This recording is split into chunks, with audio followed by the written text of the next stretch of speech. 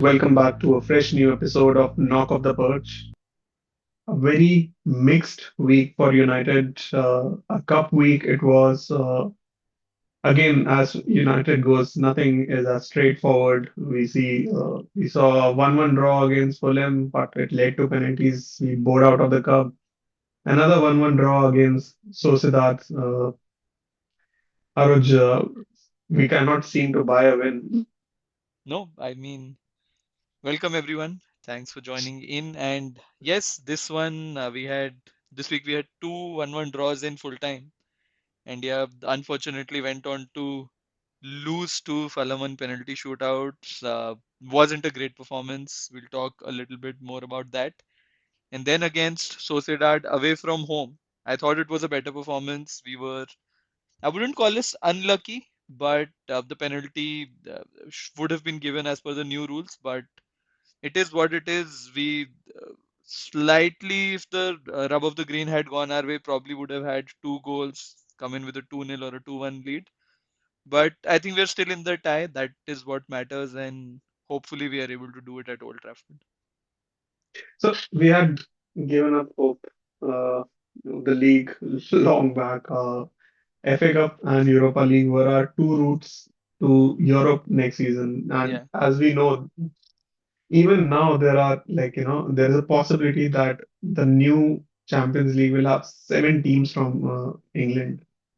There is a possibility that five teams from Yeah. the top five go through. Yeah.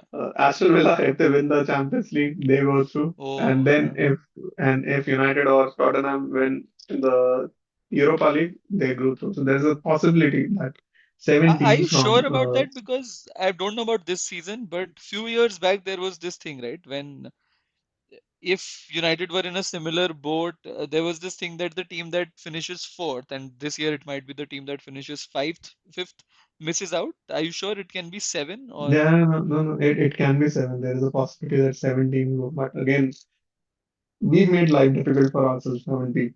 Yeah, yeah, Across the absolutely. week. Fulham was a game which we could have won. It was not going to be as straightforward, obviously. Fulham have proven to be a decent team in the recent past, and all our games. I think we won both games against Fulham in the league, but none of those games were straightforward, were it? Were they? So No. when the draw was made and it was Fulham, even at like I'm not, I shouldn't even be saying even at home, like especially at home because we've proven to be more slippery at Old Trafford than away games. Yeah. So I knew that there was a possibility of us going out of the competition, but the manner in which we did that, man, heartbreaking to be very honest.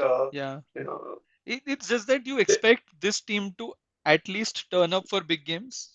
We have seen mm, in the past that they do that against the likes of Manchester City, Liverpool, Arsenal. That has happened in the past couple of months. And you would expect FA Cup to be an easier route to Europe, at least get into the yeah, Europa League, if not the Champions League. You would expect this team to realize that, okay, this three, four games in the FA Cup are going to be big ones for us and turn up for that. But we didn't. The first half was very, very flat. It was only a couple of changes in the second half where we got a little bit of our intensity back. To be very honest, that goal came out of nowhere. We weren't really mm, attacking much. We didn't have momentum on our side, but again, Bruno continues to prove his mm, worth. That was a good finish. It was a decent move. Bruno finished it with the first touch. That brought us back into the game.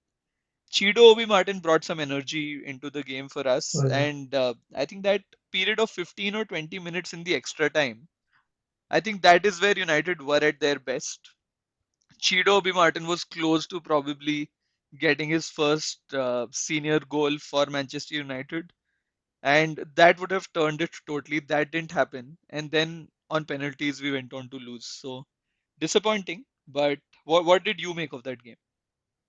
Yeah, I mean, talk about Bruno, talk about Chido Martin. First of all, the two goals we've had in this week, Bruno goal and Zirkzee goal, both have been from fullback. So it feels to me that the system is showing its colors now. the system is obviously a bit more functional, having Dogu as a Dogu back, and having if and when Dalo is in good form, we see a lot more chances being created. And yeah, what a goal from Bruno, by the way. Yeah, Uh, Really good cutback, and really good slick finish. And it was written in the stars that Bruno was going to score this one after the whole Bruno and Roy team Keane. Yeah, rant yeah, last week. So it was written that Bruno was going to score.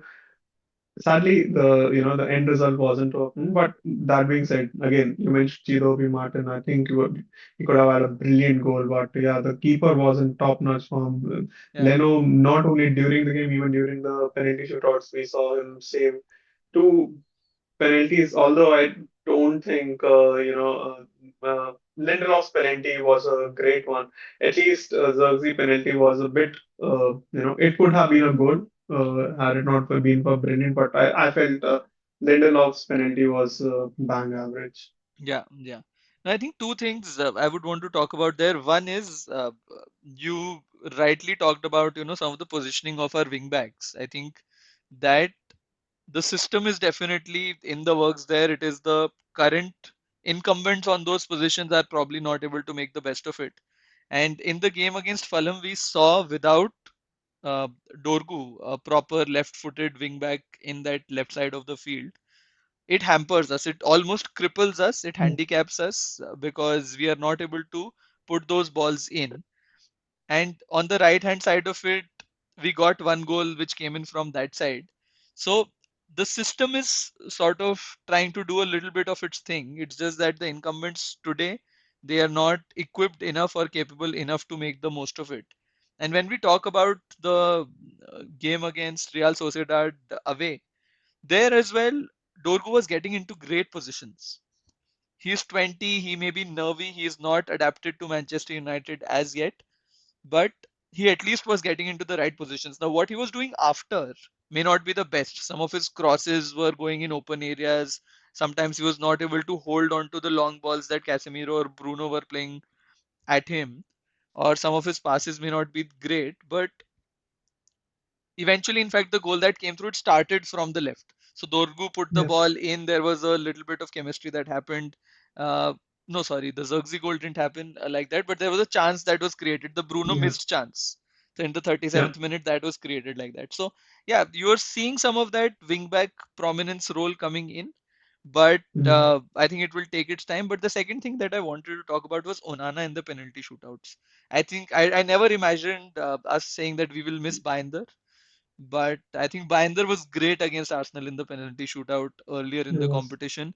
And Onana was doing what Raya did against us. He was premeditating, he was jumping early, and he Yeah. made it very easy for Fulham to score all those penalties. And yeah, it reminded me actually of the David De Gea penalty shootout against Yeah. Villarreal, The was it? Europa League final. Europa Yeah. League final. Yeah, it was. We didn't seem like we could save a penalty. Yeah, no, we didn't. I think he missed 10 penalties and couldn't score the last one. Again, Yeah, a very sad memory for us. But yeah, I mean, but you know what the good thing about this week was we kept talking about the strikers not in form. Uh, we saw them doing better this week, I'd say. Both we saw good action from Chido. We saw good action from Zergzi. Zergzi has been, improving game by game. We are seeing things. In fact, if there is one player who is showing some sort of inventiveness yeah, in the final third, I'd say it is Zergzi. Like even the criticism from everyone doesn't seem to bog him down, and he finally had a goal to show in the tough away game at Real Sociedad. Provided Real Sociedad also want their best on the day, they didn't have Zubimendi playing in the midfield, but I yeah, think we thoroughly, at least till the 70th minute, I absolutely. think we thoroughly dominated the contest. We were the only team in the game. We created chances that well. I thought Rasmus Højlund was making really good runs. Of course, there was that one chance in which Diogo Dalot could have played Højlund, and Højlund was he was seething. Yeah, But we don't for sure know if Oilen would have finished that or not. But I think he was right to be angry. What did you make of our strikers in the Real Sociedad game?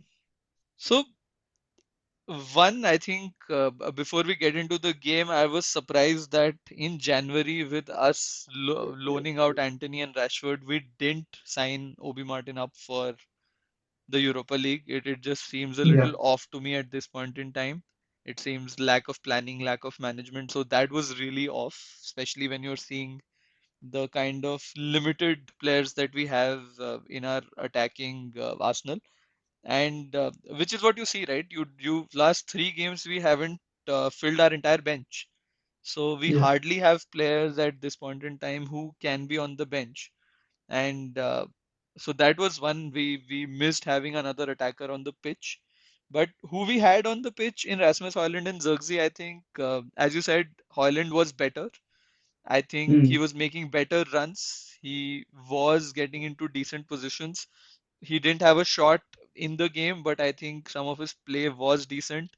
And Zirkzee, he did really well. He, I yeah, think, is gaining in confidence over the last few games. He's been some of those movements where he's trying to dribble past players, linking up with either yeah, the wing backs or passing it back to likes of Casemiro, Bruno, or whoever is playing in the central midfield. I think he does that well. And because he's doing that well, he's gaining in confidence. And once you gain in confidence, that allows you to take the shot like this that he did. And in fact, he yeah, started this attack in our half. He won the ball, he passed it on, then it went yeah, towards right, and then Garnacho, for a change, did not take the shot himself, and mm, it mm, resulted in a good ball. And he, like a good central attacking midfielder, he reached the edge of the box at the right yeah, time, and it was a neat finish, crisp finish. So I think that was very well. So it should do a good to his confidence. At this point in time, I'm not expecting Xerxes to score 25-30 goals for us. He is mhm. somebody who, in a good season, in a decent season, should be contributing 15 goals, probably 10-15 assists if the team around him is doing well. And I think he is showing that he could be capable of that. So I think he's an important player for us at this point in time. Yeah, I really hope the tide turns for Erasmus also. Yeah, Although I think it's been 19 games now since he's last scored, and it's not for a lack of trying. yeah. He does make his runs. He does all the hard work. We kept saying that he wasn't getting service. Now the service cannot be a good reason if 19 games he has gone throughout. A lot of Yeah, people, a lot of pundits. he will have to make Yeah, some effort on himself as well. It just can't correct, be the correct. service. Yeah.